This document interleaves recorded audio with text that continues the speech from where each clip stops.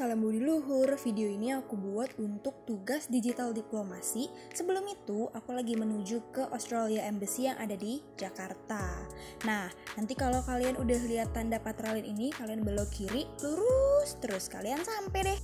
Dan juga ada protokol yang harus ditaati ya teman-teman. Selanjutnya ada cuplikan wawancara bersama Bapak Andre. Sebenarnya balik sih Mbak, Indonesia yang promosikan produk digitalnya, karena kebanyakan produk digital kita itu jauh lebih keren dibanding punya Australia. Ya, contohnya produk digital kayak ride hailing apps kayak Gojek, terus aplikasi traveling kita tuh kayak Traveloka, lalu marketplace yang cukup besar kayak OLX, terus ada Bukalapak, ada Tokopedia gitu. Yang benar-benar punya Indonesia gitu. Terlepas dari masalah-masalah istilah atau jargon-jargon unicorn, dekakorn, nggak perlu sih. Tapi diambil Australia untuk mempromosikan pertukaran teknologi, sederhana Mbak. Setiap pasar itu punya ciri khasnya masing-masing.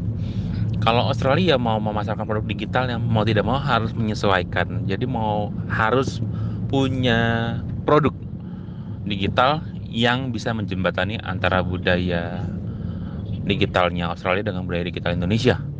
Itu. Jadi mau produk namanya apapun, bentuknya apapun. Oh, sama satu lagi, tren. Tren itu nggak bisa berakhir cuma dalam waktu 2 tahun 3 tahun ya. Tren yang bisa dinikmati yang bisa dilakukan atau tetap catchy selama 5 sampai 10 tahun. Jadi jangka panjang. Setelah itu bisa atur strategi perusahaan lagi atau terobosan-terobosan terbaru yang mengikuti pasar ataupun perkembangan teknologi yang lain.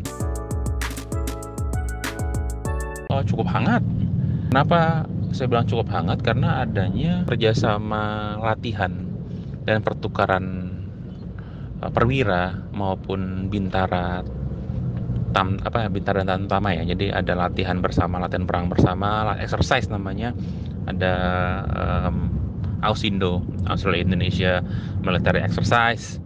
Lalu ada mengirimkan perwira Indonesia untuk bersekolah di Australia dan sebaliknya perwira Australia untuk bersekolah di Indonesia. Sekolah ini ya sekolah staff dan komandonya gitu, baik TNI, baik di Angkatan Darat, Laut maupun Udara.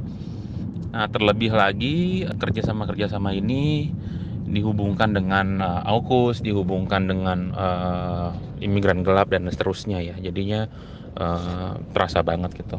Hubungan bilateral termasuk hubungan pertahanan Indonesia dan Australia itu paling rendah ya, titik nadir ketika masalah Timur Leste lepas dari TRI tahun 99 sampai 2000. Dan semenjak kejadian bom Bali di tahun awal 2000-an.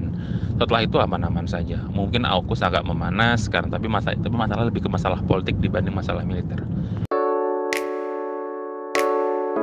I think the relationship is really strong. It's got very strong fundamentals. We have very strong, what we would say in diplomatic terms, architecture. So we have we're comprehensive strategic partners, but we also have IA-CEPA, which is the economic agreement that's been in force since July 2020. So we've got really strong pieces of architecture, and both sides are really committed to driving it forward. But as you said in your introduction, a real key to the future to ensure the prosperity of both of our people and an enduring relationship is really driving that economic engagement much more.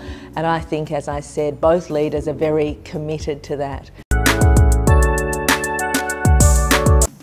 So I've been here almost 2.5 years, and when I arrived in the middle of the pandemic, I did very much have that sense of what we really need to drive is economic engagement, strategic economic engagement.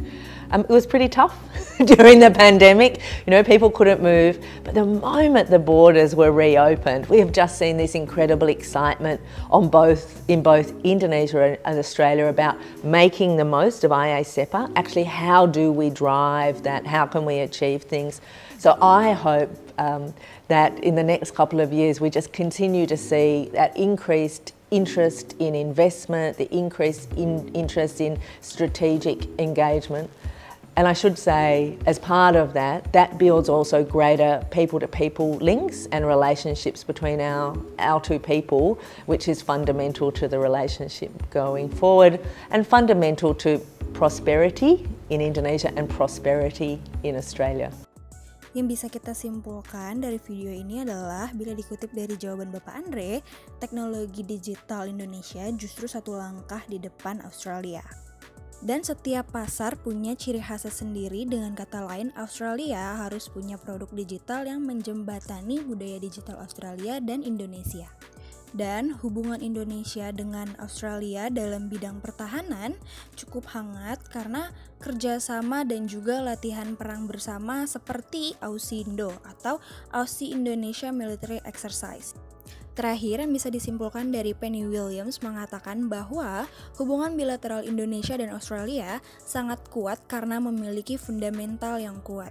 Dan dalam istilah diplomatik, dua negara ini adalah mitra strategis yang komprehensif. Dua negara ini juga memiliki IACPA, Perjanjian Ekonomi yang diberlakukan pada tahun 2020. Dan seperti yang dikatakan, kunci nyata ke masa depan adalah untuk memastikan kemakmuran kedua negara ini. Juga hubungan yang langgeng dalam bidang ekonomi menjadi jauh lebih baik. Bisa dikatakan hubungan Indonesia dan Australia terjalin kuat dan saling menguntungkan dengan kerjasama di berbagai bidang seperti teknologi digital, pertahanan, ekonomi, dan budaya. Kedua negara berkomitmen untuk memperkuat hubungan dan mencapai kemakmuran bersama di masa depan. Itulah yang bisa saya sampaikan mengenai hubungan bilateral Indonesia dan Australia. Terima kasih dan sampai jumpa.